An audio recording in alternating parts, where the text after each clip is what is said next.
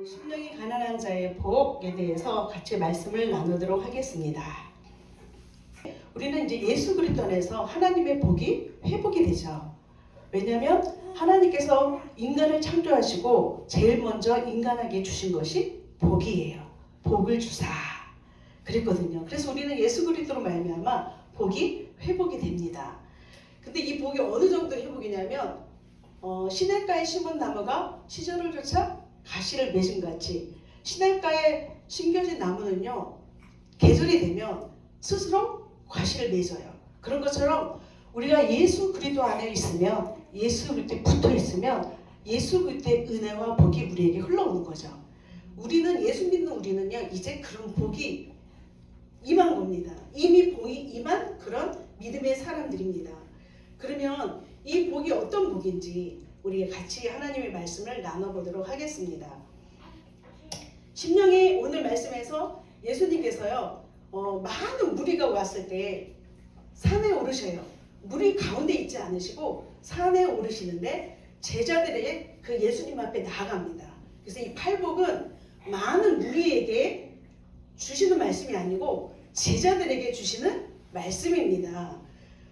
많은 무리 속에서 이제 제자들에게 이 말씀을 주시면서 첫 번째 하시는 말씀이 심령이 가난한 자는 복이 있나니 천국이 저의 것임이라고 말씀하세요. 그러면 심령이 가난한 게 뭘까요? 그걸 생각해 봐야 되겠죠. 심령이 가난한 것은 어떤 거냐면 그 영혼의 그 사람의 영 깊은 곳에서 영혼의 궁핍함을 느끼는 거예요. 그래서 하나님밖에는 도울 자가 없기 때문에 하나님만 의지하는 그 사람이 바로 심령이 가난한 사람이라고 말씀합니다. 그래서 이사야서 61장 1절에 보면 예수님이 이 땅에서 오셔서 복음을 전하실 때 첫 번째 기록된 게 가난한 자에게 복음을 전하신다 했거든요. 여기서 이 가난한 자는 바로 겸손한 자, 영혼 깊은 곳에서 영적인 궁핍함을 느껴서 하나님밖에는 도울 사람이 없어 하나님만 의지하는 겸손한 사람, 이 사람에게 하나님은 복음을 전하면 그 사람은 바로 복음을 받아들이게 되어 있습니다. 이 심령이 가난한 사람이 바로 이런 사람입니다. 그런 놀라운 거는 팔복을 말씀하시면서 팔복을 열어가는 가장 중요한 키가 바로 심령이 가난한 사람이에요. 심령이 가난해야 애통할 수가 있어요. 심령이 가난해야 다른 사람을 궁일히 여길 수 있고 심령이 가난한 사람이 마음이 청결할 수가 있습니다. 욕심이 없으니까. 그러고 보니까 팔복을 여는 키는 바로 심령이 가난한 사람이더라고요. 그렇기 때문에 우리 높고자 하는 그 마음을 버려야 돼요. 낮아지는 겸손함이 있어야 됩니다. 그 방법은 다른 것이 아니라 포도나무 대신 예수님께 붙어 있으면 됩니다. 붙어 있는다는 것은 다른 의미가 아니에요. 예수님이 하신 말씀이 내 안에 거하는 것을 말합니다. 내 안에 거한다는 것은 그 말씀이 내 안에서 생명이 되어 움직인다는 말씀이지요. 이렇게 심령이 가난한 자를 주시는 복이 바로 천국을 누린다고 말씀하셨습니다. 이 심령이 가난한 한 여인을 제가 소개하겠습니다. 어떤 여인이냐면 더러운 귀신이 들려있는 어린 딸을 가지고 있던 수르브니게 여인의 이야기입니다. 수르브니게 그 지방에 있는 곳은 굉장히 귀족들이 모여 살고 부자들이 모여 사는 곳입니다. 그렇게 볼 때 이 수르브니게 여인도 부자든지 귀족이면 또 그 당시에 잘 살겠죠. 그런 여인이었습니다. 이 여인은 이 귀신 들린 딸, 이 더러운 귀신 들린 딸을 어떻게 해서든지 고쳐보겠다고, 내가 내 사랑하는 딸을 어떻게 해서든지 내가 고쳐볼 거야. 별 방법을 다 썼을 것입니다. 별 우상 앞에 가서 별 짓을 다 했겠지요. 그런데도 이 귀신이 나가지 않습니다. 이 여인은 이제 내 힘으로 할 수 없구나. 어떤 절대자의 도움이 아니면 내 딸은 이 귀신에서 놓일 수가 없겠구나. 정말 그 심령이 가난해졌어요. 돈으로도 안 됐어요.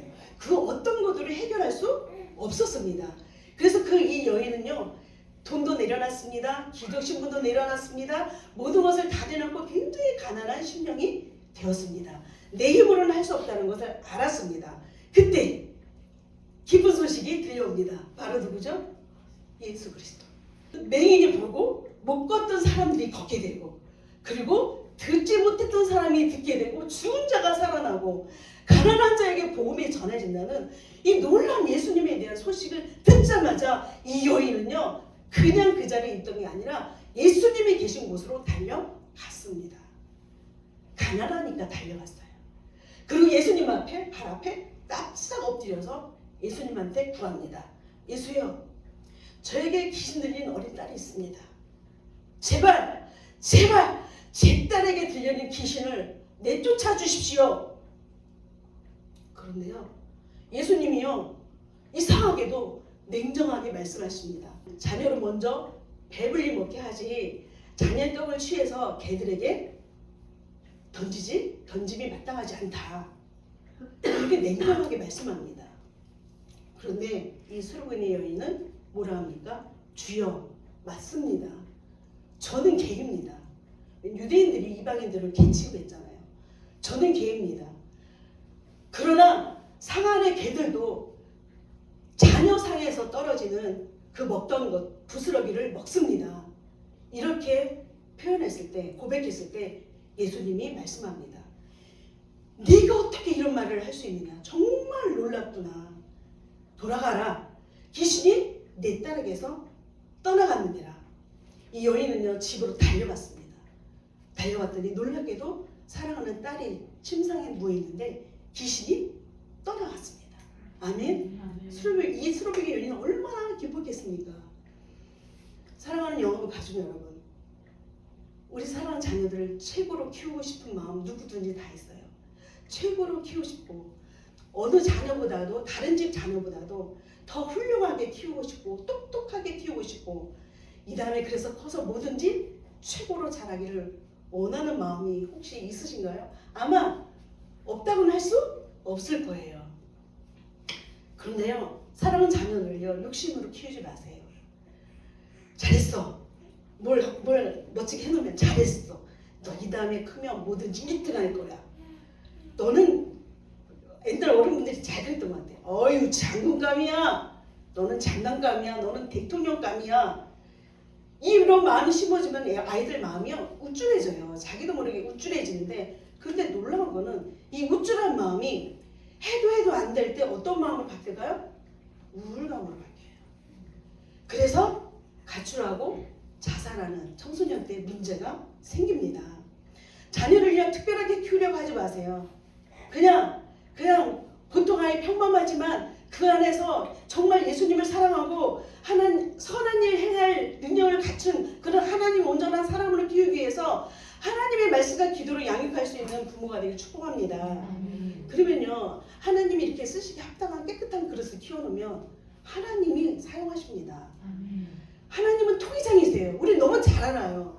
하나님은 토기장이고 우리는 제일 진흙이에요. 토기장이 마음대로 그릇을 만듭니다. 밥그릇으로 사용할지 금그릇으로 사용할지 어떤 것으로 사용할지 토기장이가 만드십니다. 우리 어머니들이 이 아이가 재능이 뭐지? 이 재능을 빨리 발견해서 이걸 키워줘야 되겠네? 이것이 아니라 정말 하나님을 사랑하고 이웃을 사랑하는 자녀를 키워내면 어떤 사람으로 사용할지는 하나님이 아십니다. 그리고 자라다 보면 이 아이의 재능이 나타납니다. 저 주연이가요 그림을 잘 그리는지 몰랐어요. 미술학원 한 번도 안 보냈어요. 근데 고등학교 때 미술 시간에 그림을 그리는데 미술 선생님 눈에 띄인 거예요. 그러면서 집에 와서 엄마 미술 선생님 나오러 미술대학교 가래요.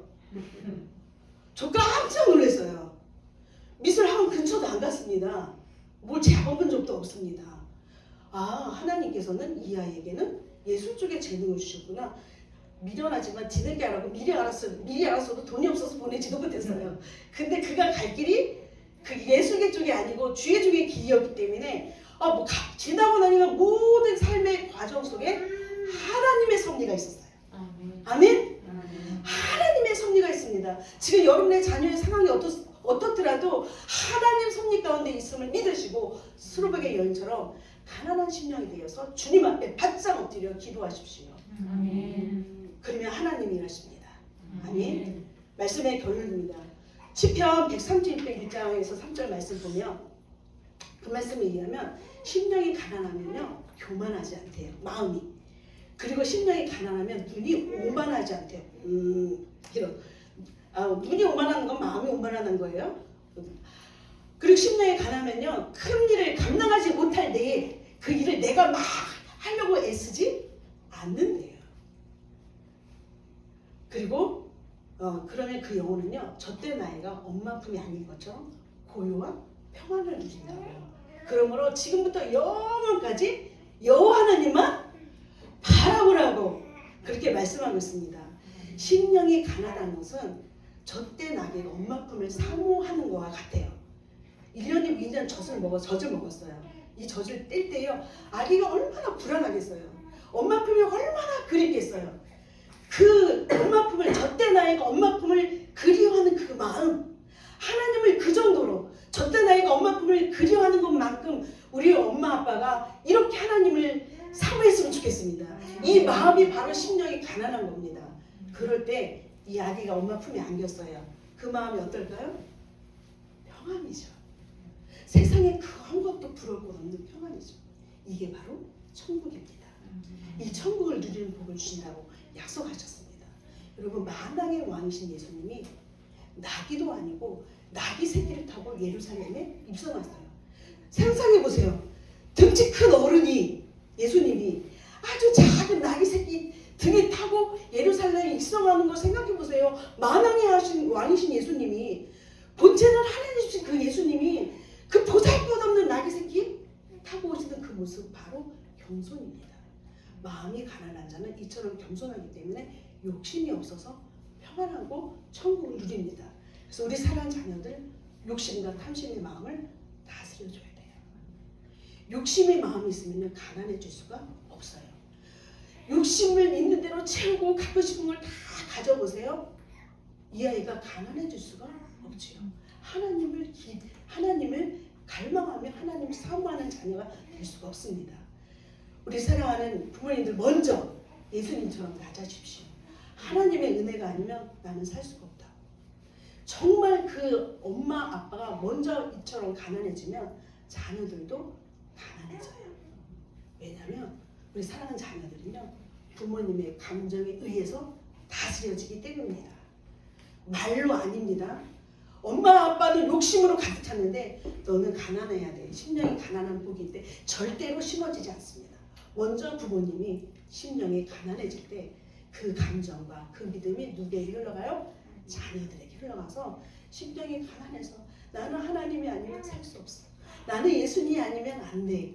라는 그런 자녀로 자라나서 정말 천국을 누리는 천국 일꾼으로 하나님 앞에 사용되어지는 은혜가 있기를 주님의 이름으로 축복합니다. 아멘.